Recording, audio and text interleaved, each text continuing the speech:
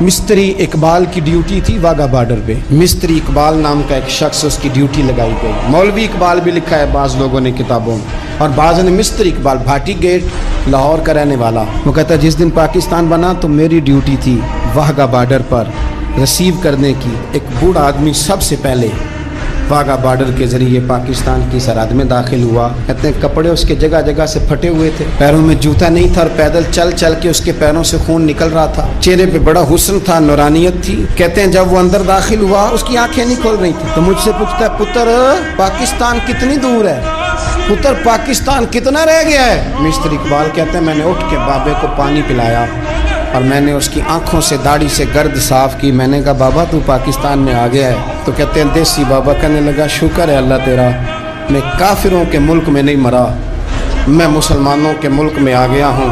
کہتے ہیں یہ لفظ کہہ کے اس نے اونچی آواز میں لا الہ الا اللہ محمد رسول اللہ پڑھا اور اس کی روح پرواز کر دی. ان جذبوں کے نیچے یہ وطن بنا ہے، ان جذبوں کے نیچے، ان جذبوں کے نیچے.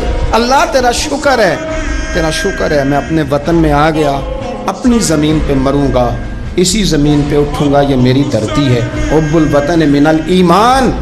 آپ یقین کریں ہمیں پاکستان سے بڑا پیار، ہمیں اس کی دھرتی سے ہمارا دل کھٹتا ہے، اس لیے کہ ہمارا کوئی ارادہ نہیں کہ ہمارے بچے یورپ شفٹ ہوں.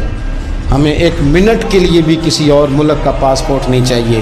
یہ ہمارا وطن ہے، ہم اس وطن میں بسیں گے، ہماری نسلیں رہیں گی، لیکن شرط یہ ہے کہ اس وطن میں رسول اللہ کے نظام کا جھنڈا بلند کیا جائے.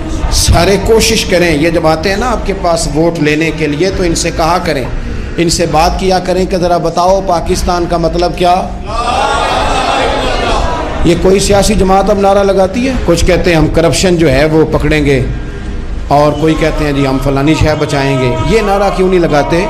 اس نعرے کو فروغ دیں، اور پھر پاکستان کی تعمیر و ترقی کے لیے نا یہ چھوڑ دیں کہ حکومتیں سارا کام کریں. آج کے جمعے میں میری آپ سے اپیل ہے کہ ایک بندہ کم از کم 3 درخت لگائے. میرے نبی پاک علیہ السلام نے فرمایا جس نے درخت لگایا، جب تک اس درخت سے کوئی انسان یا جانور فائدہ اٹھاتا رہے گا، لگانے والے کو صدقہ کرنے کا ثواب دیا جائے. عرب کے اندر بیریوں کے درخت بہت زیادہ تھے، تو نبی پاک نے فرمایا خبردار کو بیری کا درخت نہ کاٹے. پاکستان میں درخت لگ گئے. یہ جو گلی ہے نا، یہ گلی وزیر اعظم کی نہیں، یہ جو وزیر مواصلات ہیں ان کی نہیں، یہ گلی پاکستان کی ہے. اور میں پاکستانی ہوں.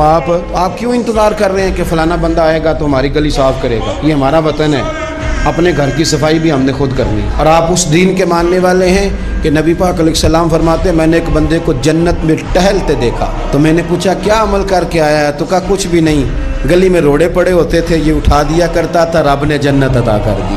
اس وطن کو سجائیں، اس کو سنواریں، بچوں کو پڑھانے میں محنت کریں. اگر میرا نالائق بچہ نہیں نہ پڑھ رہا تو میں دیکھوں کہ جو لائق بچہ پانی بیچتا ہے نا بس کے پیچھے، اس کا خرچہ اٹھا لوں، وہ پڑ جائے. یہ جو 10-15 ہزار آپ کسی کی مدد کرتے ہیں، اس سے بندے بھکاری بنتے ہیں. مانگنے کا رواج فروغ پاتا ہے. یہ دیں میں منع نہیں کرتا، لیکن اصل کام یہ ہے کہ اس بندے کو بھکاری نہ بنائیں، اسے کاروباری بنائیں، اسے محنت سکھائیں تاکہ وہ کچھ کرنے لگے.